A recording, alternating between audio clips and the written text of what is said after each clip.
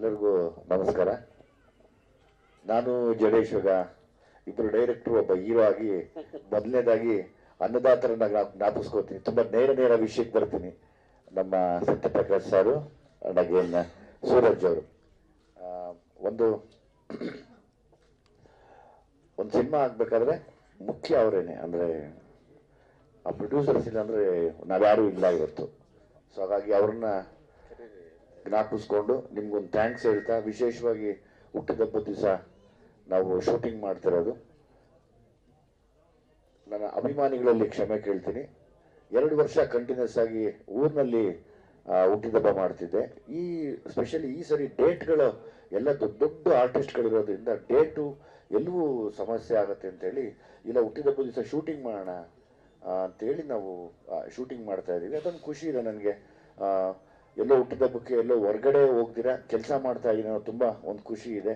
So ಹಾಗಾಗಿ ಅಭಿಮಾನಿಗಳಿಗೆ ನಾನು ಕ್ಷಮೆ ಕೇಳ್ಕೊಳ್ತೀನಿ. ಮುಂದಿನ ವರ್ಷ ಖಂಡಿತವಾಗ್ಲೂ ಅಲ್ಲೇ ಸೇರಿ ತುಂಬ ಜೋರಾಗಿ ಆಚರಿಸೋಣ ಅಂತ ನಿಮ್ಮನ್ನೆಲ್ಲ ಬೇಡ್ಕೋತೀನಿ ಕೂಡ. ದಯಮಾಡಿ ಕ್ಷಮೆ ಇರಲಿ ಅಭಿಮಾನಿಗಳು, ನನ್ನ ಕ್ಷಮಿಸಿ ಈ ಸರ್ತಿ. ಮತ್ತೆ ಇನ್ನೇನು ಇನ್ನೂ ಒಂದಷ್ಟು ಸರಿ ಮೀಟ್ ಆಗ್ತೀವಿ, ಅವಾಗ ಒಂದಷ್ಟು ವಿಷಯ ಚರ್ಚೆ ಮಾಡೋಣ. ಸೊ 30% ಅಂದ್ರೆ ಥ್ಯಾಂಕ್ಸ್ ಟು ಮಾಸ್ತಿ ಏನಪ್ಪ ಶ್ರೀಕಾಂತ್. ತುಂಬಾ ನನಗೆ ಹೊಸ ಪ್ರತಿಭೆಗಳಂದ್ರೆ ಇಷ್ಟ. ಹೊಸ ಪ್ರತಿಭೆಗಳು ನನ್ನ ಗೆಟಪ್ ನೋಡಿ, ನನ್ನ ಗೆಟಪ್ ಹೆಂಗೆ ಹೇಳಿ ಸರ್, ಒಂದು ನೆನಪಾಗತ್ತೆ. ನನಗೆ ಬುದ್ಧಿ ಬಂದಾಗ ನಮ್ಮ ಊರಿನಲ್ಲಿ ಎಲೆಕ್ಟ್ರಿಸಿಟಿ ಇರಲಿಲ್ಲ. ದೀಪ ಅಂತ ಕರಿತಿದ್ವಿ, ಬುಡ್ಡಿ ದೀಪ ಅಂತ ಕರಿತಿದ್ವಿ. ಮತ್ತೆ ಆಲ್ಮೋಸ್ಟ್ ನಾನು ನೋಡಿದಾಗ ನನ್ನ ಎಲ್ಲ ಹಿರಿಕರು ಇದೇ ಗೆಟಪ್ನಲ್ಲಿದ್ದರು. ಇದರ ಸ್ವಲ್ಪ ಚೆನ್ನಾಗಿದೆ. ಇನ್ನು ಮಾಸ್ಲು ಬಟ್ಟೆ ಉಟ್ಕೊಂಡು ಎಲ್ಲರೂ ನಮ್ಮಲ್ಲಿ ಜಾತಿ ಧರ್ಮ ಆ ಥರ ಯಾವುದು ಭೇದ ಭಾವ ಇಲ್ದಿರ ಒಟ್ಟಿಗೆ ಬೆಳೆದಂಥ ಒಂದು ಒಳ್ಳೆ ಊರು. ಮತ್ತು ನಾವು ಯಾವತ್ತೂ ಅದನ್ನು ನಂಬದವರಲ್ಲ, ನಾವು ಒಂದೇ ನಂಬೋದು ಮನುಷ್ಯ ಜಾತಿ ಅನ್ನೋದು. ಅಲ್ಲಿ ಇಬ್ಬರು ಡಿಫರ್ ಮಾಡ್ತೀನಿ, ಒಂದು ಬಡವ ಮತ್ತು ಶ್ರೀಮಂತ ಅಂತ. ಸೊ ಹಂಗಾಗಿ ಎಲ್ಲ ಬಡವರ ಹೋಲುವಂಥ ಒಂದು ಕತೆ ಯಾವಾಗಲೂ. ಅಂದರೆ ಪ್ರತಿಯೊಬ್ಬ ಶ್ರೀಮಂತರಾಗಕ್ಕೂ ಅವನು ಬಡವನಿಂದನೇ ಪಾಸ್ ಆಗಿ ಶ್ರೀಮಂತನಾಗಬೇಕು. ಸೊ ಹಂಗಾಗಿ ಒಬ್ಬ ಬಡವನ ಮನೆ ಕತೆ ಅಂದರೆ ಅದು ತಮ್ಮದು ಕೂಡ ಅನ್ಕೊಂಡಿರ್ತೀನಿ ಅಂತ ಭಾವಿಸ್ತೀನಿ ನಾನು. ಸೊ ಹಾಗಾಗಿ ನಾನು ಯಾವಾಗಲೂ ಬೆಳಗ್ಗೆ ಕೂಡ ಒಬ್ಬರು ಪತ್ರಕರ್ತರಿಗೆ ಹೇಳಿದೆ, ಹೌದು ನಾನೆಲ್ಲ ಬಡವರ ಮನೆಗೆ ಪ್ರತಿನಿಧಿಸ್ತೀನಿ, ಬಣ್ಣ ಗಿಣ್ಣ ಎಲ್ಲ ಇರೋದ್ರಿಂದ ಆ ಥರದ ಸಬ್ಜೆಕ್ಟ್ಗಳನ್ನ ನನಗೆ ಸೂಟಬಲ್ ಆಗುವಂಥ ಸಬ್ಜೆಕ್ಟ್ಗಳನ್ನ ಆಯ್ಕೆ ಮಾಡ್ಕೋತೀನಿ ಅನ್ನೋದು ಒಂದು. ನಾನು ಅವಾಗ ಎಲೆಕ್ಟ್ರಿಸಿಟಿ ಇರಲಿಲ್ಲ, ಬಸ್ ಇರಲಿಲ್ಲ, ಮತ್ತು ಇನ್ನೂ ಎಲ್ಲರೂ ಮನೆಗೆ ಜೀತಕ್ಕಿರ್ತಾ ಇದ್ವಿ. ಆಲ್ಮೋಸ್ಟ್ ಹೇಳ್ತೀನಿ ನಿಮ್ಗೆ ಅದು ಅಂತ 80s ಎಲ್ಲ ಜೀತಕ್ಕಿರ್ತಿದ್ವಿ. ಮತ್ತು ಅವಾಗ ಬಾಲ್ಟರ್ ಸಿಸ್ಟಮ್ ಇತ್ತು. ಅಂದರೆ ತರಕಾರಿ ಕೊಡೋದು, ಅಕ್ಕಿ ತಗೊಳ್ಳೋದು, ಅದನ್ನು ನಾವು ಕೂಡ ಮಾಡಿದ್ದೀವಿ. ಅವಾಗ ಆ ಕಾಸು ಅನ್ನೋದು 1 ಪೈಸಾ 5 ಪೈಸಾ ಕೊಡೋದೇ ದೊಡ್ಡ ವಿಷಯ ನಮ್ಗದು. ಅದನ್ನು ತಗೊಂಡೋದು ಅದನ್ನು ತಗೊಂಡ್ರೆ ನಮ್ಗೇನೋ ಟ್ರೆಷರ್ ಸಿಕ್ಕದಂಗೆ. ಅಂಗಡಿ ಸಿಗೋವರೆಗೂ ಏನೂ ನೋಡ್ತಾ ಇರಲಿಲ್ಲ, ಬರೀ ಓಡೋಗೋದೇ ಕೆಲಸ ಇರೋದು. ಅದೆಲ್ಲ ನೆನಪು ಬರುತ್ತೆ ಈ ಡ್ರೆಸ್ ಹಾಕಿದ ತಕ್ಷಣ. ಈ ಥರದ್ದು ಎಲ್ಲ ವಿಷಯಗಳನ್ನ ಇಟ್ಕೊಂಡು ಒಂದು ಒಳ್ಳೆ ಕತೆ ಮಾಡಿರುವಂಥ ಜಡೇಶು ಜೊತೆಗೆ ಮಾಸ್ತಿ, ನಾವೆಲ್ಲ ಆಸ್ ಇಟ್ ಈಸ್ ಒಟ್ಟಿಗೆ ಇರ್ತೀವಿ. ನಮ್ಮೊಂದು ತಂಡ. ನಾವು ರಾತ್ರಿ ಕೂಡ ನಾವೇ ಒಂದು 4 ಜನ ಸೇರಿ ಮಾತಾಡಿದ್ವಿ ಇದೇ ಸ್ಕ್ರಿಪ್ಟ್ ಬಗ್ಗೆ ಡಿಸ್ಕಷನಲ್ಲಿ. ಸೊ ಹಾಗಾಗಿ ಮತ್ತೆ ತಮ್ಮ ಹತ್ರ ನಾನು ಮಾತಾಡ್ತೀನಿ. ನನ್ನೊಂದು ರಿಮಾರ್ಕಬಲ್ ಅಂದರೆ ಒಂದು ಒಳ್ಳೆ ಮೈಲ್ ಸ್ಟೋನ್ ಕತೆ ನಾನು ಮಾಡ್ತಾ ಇದ್ದೀನಿ ಅನ್ನೋ ಸಾರ್ಥಕತೆ ನನಗಿದೆ. ಸೊ ಹಂಗಾಗಿ ಹುಟ್ಟಿದಬ್ಬ ದಿವಸ ಅದನ್ನು ಮಾಡಬೇಕು ಅನ್ನೋ ಒಂದು ಆಸೆನೂ ಇತ್ತು, ಅದನ್ನು ಮಾಡ್ತಿದ್ದೀನಿ. ಅದು ಬಿಟ್ಟರೆ ನಿಮ್ಮೆಲ್ಲರ ಪ್ರೀತಿ, ಆಶೀರ್ವಾದ, ಆರೈಕೆ, ಸಲಹೆ ಅದು ಯಾವಾಗಲೂ ಬಯಸ್ತೀನಿ. ಯಾಕೆಂದರೆ ಜಡೇಶ್ ಬಗ್ಗೆ ಹೇಳ್ಬೇಕಂದ್ರೆ, ಇವ್ರು 3 ಜನದ ಬಗ್ಗೆ ಹೇಳ್ಬೇಕಂದ್ರೆ, ನಮ್ಮ ಇಂಡಸ್ಟ್ರಿಯಲ್ಲಿ ವಿದ್ಯಾವಂತರು ಕಡಿಮೆ, ಅವಿದ್ಯಾವಂತರು ಜಾಸ್ತಿ ಆಗಿರೋದು.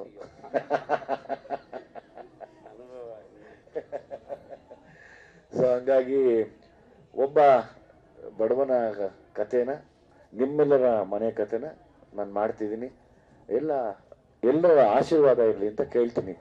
ಇಲ್ಲಿ ವರ್ಕ್ ಮಾಡ್ತಿರುವಂಥ ನಮ್ಮ ಸ್ವಾಮಿ ಕಾರಣ, ನಮ್ಮ ಸುಧಾಕರ್, ನಿಮ್ಮ ಫ್ರೆಂಡ್ ಹೆಸರು ಸುಧಾಕರನ್ ಅವರು, ಎಂಟೈರ್ ತಂಡಕ್ಕೆ ಥ್ಯಾಂಕ್ಸ್ ಹೇಳ್ತೀನಿ ಇಲ್ಲಿ. ಅಷ್ಟು ಬಿಟ್ಟರೆ ಏನಾದರೂ ಇದ್ರೆ ಕೇಳಿ, ನಾನು ಮಾತಾಡ್ತೀನಿ. ಅವಳು ನನ್ನ ಮಗಳಾಗೇ ಇರ್ತಾಳೆ. ಮಗಳಾಗಿರ್ತಾಳೆ.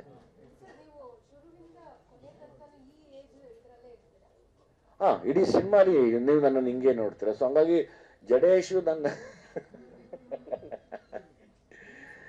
ಆಲ್ಮೋಸ್ಟ್ ಈ ಗೆಟಪ್ ಮಾಡಿ ಆಯ್ತು. ಇನ್ನು ಅದಕ್ಕೆ ಹೇಳಿದ್ದೀನಿ ಜಲ್ದಿ ಎಲ್ಲ ಮುಗಿಸ್ಬಿಡೋಣಪ್ಪ ಜಡೇಶ್ ಅಂತ. ಅಂದ್ರೆ ಕನಸುಗಾರನಿಗೆ ಮತ್ತೆ ಕಲೆ ಗೊತ್ತಿರೋರಿಗೆ, ಒಬ್ಬ ಪೇಂಟ್ರಿಗೆ, ಒಬ್ಬ ಡೈರೆಕ್ಟ್ರಿಗೆ ಯಾವತ್ತೂ ಸಮಾಧಾನ ಇರಬಾರ್ದು.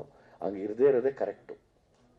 ಹಂಗೆ ಮತ್ತೆ ಮತ್ತೆ ನಾನು ಹೊಸದೇನು ರೂಪಿಸ್ಬೋದು ಅಂತ ಯೋಚನೆ ಮಾಡ್ತಾ, ನಾನು ಹೇಳಿದ್ನಲ್ಲ, ನಮ್ಮಲ್ಲಿ ವಿದ್ಯಾವಂತರು ಕಡಿಮೆ ಇದ್ದೀವಿ. ಸೊ ಹಂಗಾಗಿ ಒಂದು ಒಳ್ಳೆ ಕಥೆನ ಮಾಡಿದಾಗ ನಾವೆಲ್ಲ ಸಾಥ್ ಕೊಡಬೇಕು. ನಾವಂತೂ ವಿದ್ಯಾವಂತರ ಜೊತೆ ಇರೋಣ ಅನ್ನೋ ಒಂದು ಆಸೆ ಅಷ್ಟೇ.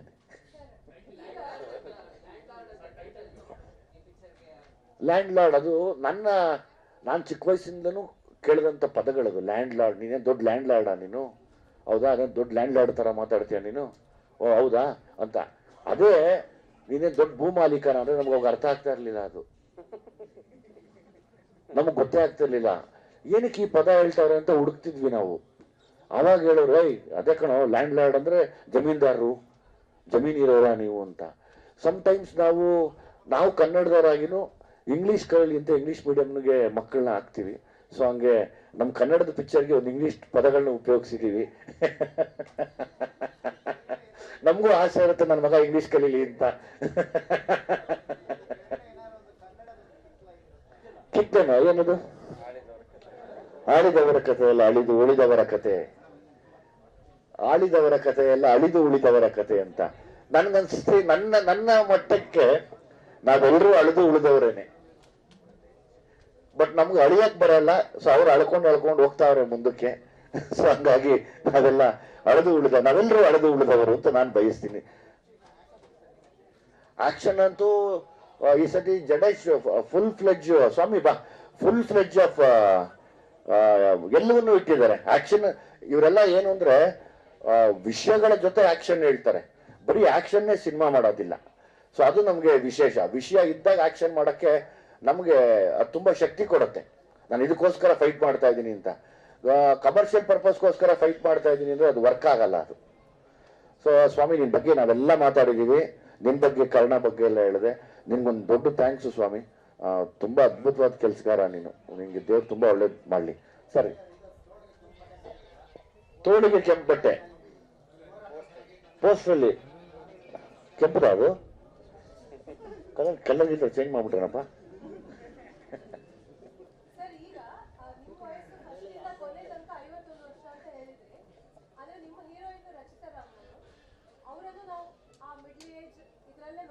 ಹೌದು. ನನ್ನ ರಚಿತಾ ರಾಮ್ ಅವ್ರನ್ನ ನೀವು ಆಲ್ಮೋಸ್ಟ್ ಇದೇ ಏಜ್ ಇದ್ರಲ್ಲೇ ನೋಡ್ತೀರಾ. ಅವ್ರು ಶೂಟಿಂಗ್ ಅಲ್ಲಿ ಬಿಸಿ ಇರೋದ್ರಿಂದ ಇವತ್ತು ಬಂದಿಲ್ಲ ಅಷ್ಟೇ. ಅಂದ್ರೆ ಬಂದಿರೋರು ಅವರು. ಅಫ್ಕೋರ್ಸ್ ನಾವೆಲ್ಲ ಅದಕ್ಕೆ ಒಬ್ಬೊಬ್ಬರಾಗೆ ತಮ್ಮಲ್ಲಿ ಕಾಣಿಸ್ಕೊಳ್ಳೋಣ ಅಂತ ವೆಯ್ಟ್ ಮಾಡ್ತಾ ಇದ್ದೀವಿ. ಅವ್ರ ಪಾತ್ರ ಬಿಡ್ತೀನಿ, ಎಲ್ಲ ಪಾತ್ರಗಳನ್ನು ಪರಿಚಯ ಮಾಡ್ತೀವಿ. ಈಗ ಎಲ್ಲ ಪಾತ್ರಗಳನ್ನು ಪರಿಚಯ ಮಾಡ್ಕೊಡ್ತೀವಿ.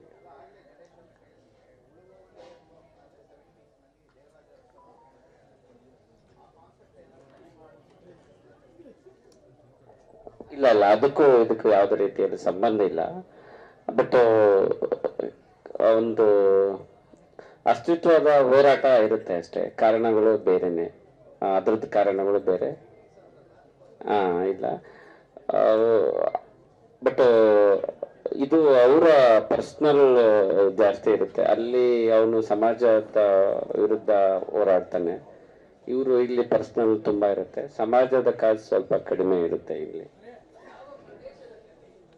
ಕೋಲಾರ ಭಾಗದಲ್ಲಿ, ಕೋಲಾರ ಮತ್ತೆ ಆಂಧ್ರ ಮತ್ತು ಕರ್ನಾಟಕ, ಕೋಲಾರ ಒಂದು ಸೂಕ್ತ. ಅಲ್ಲಿ ಸ್ವಲ್ಪ ಈ ನಾನು ಬರೆದ ಘಟನೆಗಳು ತುಂಬಾ ಅಲ್ಲಿ ಹಸಿರಾಗಿ ಇನ್ನೂ ನಡೀತಾ ಇದೆ. ಅಲ್ಲಿ ಒಂದು ಕೂಲಿಗಾಗಿ ಕಾಸು ಅನ್ನೋದು ದೊಡ್ಡ ಒಂದು ವಿಚಾರ. ಸೊ ಅದ್ರ ಮೇಲೆ ಸ್ವಲ್ಪ ವಿಷಯ ಬರುತ್ತೆ. ಮತ್ತೆ ತಂದೆ ಮಗಳ ಮೇಲೆ ವಿಷಯ ಬರುತ್ತೆ, ಕಾನೂನು ಮೇಲೆ. ಹಾಡುಗಳು ಒಂದು 3 ಕಮರ್ಷಿಯಲ್ ಆಗೇ ಇದೆ. ಆಮೇಲೆ ಥೀಮ್ ಇದೆ. ಒಟ್ಟಾರೆ ಒಂದು 5 ಹಾಡುಗಳು ಬರ್ತವೆ. ಒಂದು 5 ಫೈಟ್ ಸೀಕ್ವೆನ್ಸ್ ಎಲ್ಲ ಬರುತ್ತೆ.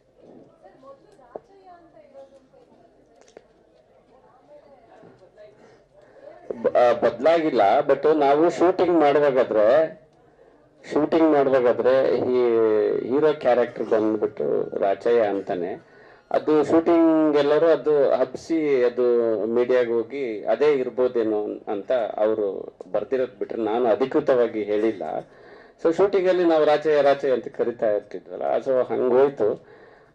ಬಟ್ ನಾಮಪದ ಇಡೋದೆಲ್ಲ ಸುಮ್ಮನೆ ಕಾಮನ್ ಆಗಿತ್ತು. ಕಥೆಯ ಪೂರಕವಾಗಿ ಇಡ್ಬೇಕು ಅನ್ನೋದು. ಇವಾಗ ಸಾರು ಆಲ್ರೆಡಿ ಭೀಮ ನಾಮಪದ ಇಟ್ಟಿದ್ರು, ಕಾಟೇರ ನಾಮಪದ. ಸೊ ಬೇಡ, ಇವಾಗ ಸಬ್ಜೆಕ್ಟ್ಗೆ ಏನಾದ್ರು ಇಡೋಣ ಅಂತ ಇದು ಸಬ್ಜೆಕ್ಟ್ಗೆ ಆಪ್ಟ್ ಆಗಿ ಇಟ್ಟಿದ್ವಿ.